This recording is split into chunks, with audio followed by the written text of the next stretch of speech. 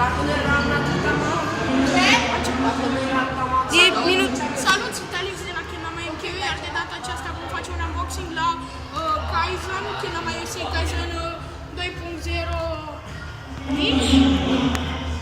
Ok, să începem. Auzi, stai și tu pe acolo pe unde a pus mâna și piciorul.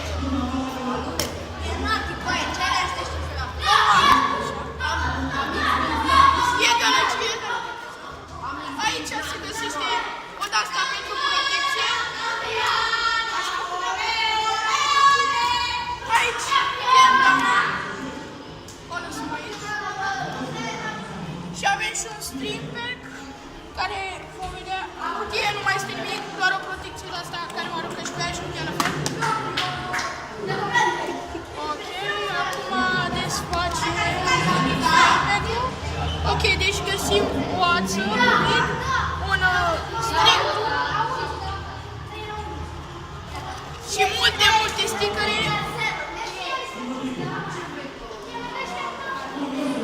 E tu cu.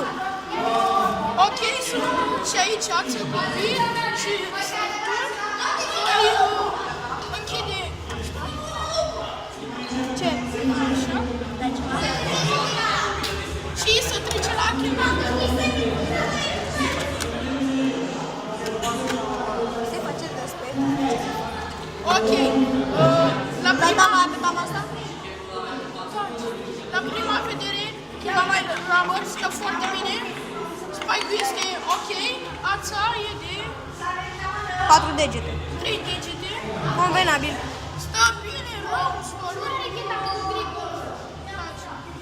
Ce dai pe Este bilă? bună pe slingări, foarte șmecheră. Eu Ia am dă-mi. Alex, Ce cheamă?